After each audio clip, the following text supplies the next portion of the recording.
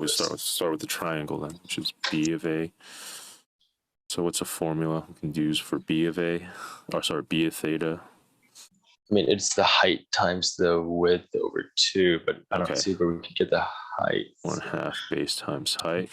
Yeah. Okay, so, well, it has to be, the height has to relate to theta. We need an expression for the height in terms of theta and an expression for the base in terms of theta.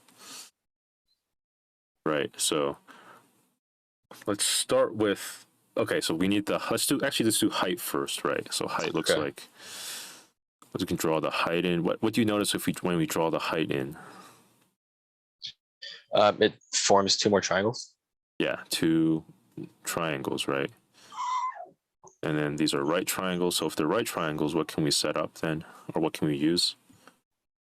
Like our cosine, sine, and theta, like our trig functions, right? Because trig functions allow us to establish the relationship between angles and sides in a right triangle. Okay, so what's an equation you can set up then relating to the height and the angle? Our height is equal to 1/2 theta. So the tangent of 1/2 theta. 1/2 theta. Or would it be just of theta? Why do you want to use tangent?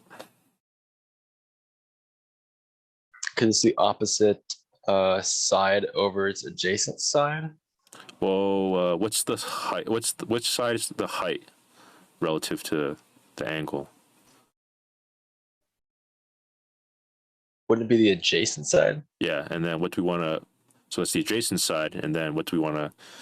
What other part do we want to put in that ratio? Oh, I guess we use the hypotenuse. Yeah. Okay. So what's the equation you can set up? Cosine. Cosine of what? Of 1/2 theta, or just regular theta over 2. Well, because what's the angle we're using? What did we do to that? What did we do to theta when we drew the height? Divided by 2. Yeah, exactly. Okay, theta over 2 equals what? Is equal to the height, right? Oh, okay. What else? Or height over 10. Okay. Yeah. Yep, height over 10. So so then what does that mean then? That means that 10 times cosine is the height. Yeah. Okay. So we have one formula. Okay, how do we get the other thing we need? How do we get the base of the triangle in terms of theta? We'd have to use sine. Okay, yeah. So what's the equation? Sine of theta is equal to PQ over H over 10. But it should just be B over 10. Sine of what's the angle we're using? Theta. Theta over 2. And then what's what do you want to call B? What do we call B? The base. Like, could we call it PQ? Okay, so that's the whole base, but then what's over 2, PQ over 2, so base over 2. Yeah, let's do base over 2 over, okay, and what else? Over 10. Okay, so then what can we figure out? I guess 20 sine theta over 2 is equal to the base. Yeah, exactly. 20 sine theta over 2, all right? And then now what can we do? So what did we just figure out? We just figured out the dimensions. Okay, so then what do we want to do with the height and the base? Oh, multiply them together. To figure out what? I figured out the area of the triangle. Yeah, so what's that? What's that formula then? What do we know about base? It's 20 sine theta over 2. Okay, and what's the height? 10 cosine theta over 2. Okay.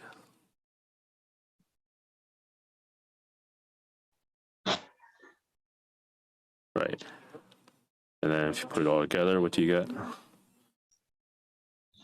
1/2 200 sine theta over 2 cosine of theta over 2. Yeah, and what's half of 200? 100. Yeah.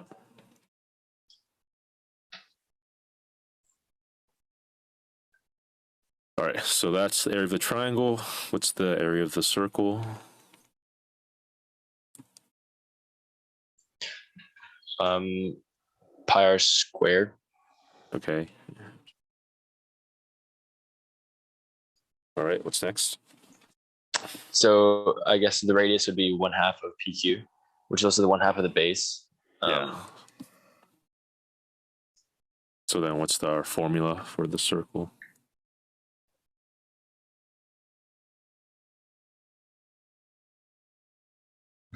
Pi times 1/2. So I guess 20 sine theta over 2 squared.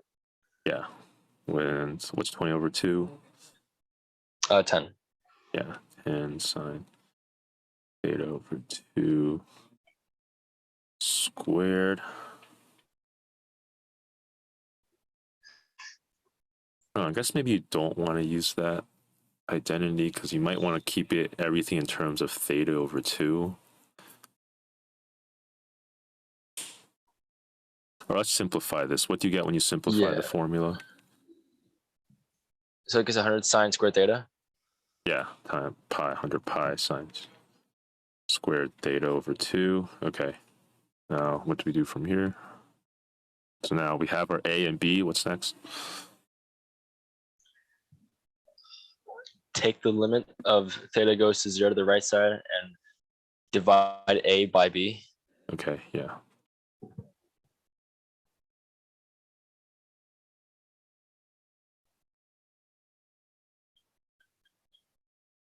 Okay, how do you evaluate this limit?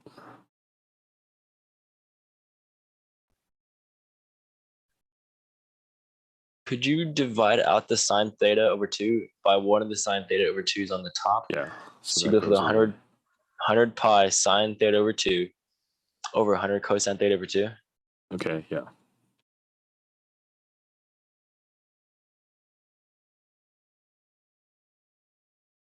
Oh, the hundreds also go out, go away, right? Oh, yeah, that's true. Yep. Okay. So would it be just sine over cosine? Sorry, wouldn't that just be pi times tangent theta over 2? Yeah. And in that case, now could we set theta equal to 0? Yeah.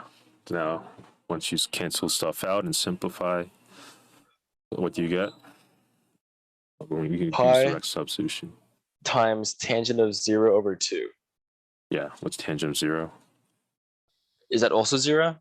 Yeah, 0, right? Because opposite over adjacent, when you're at 0 degrees, your opposite side is 0, or the height is 0. Okay. Does that answer make sense intuitively? Yeah, it does. Why is that? Well, what's going on as theta goes to 0? What does that mean when theta goes to 0? The angle's getting smaller. Yeah, okay. Until it doesn't exist. Yeah, exactly. Okay, yeah. Until, and you think that's what you're talking about. It just becomes like a straight line when you have a 0 degree, when it's 0 degrees. So that has no area, right? Okay, sounds good.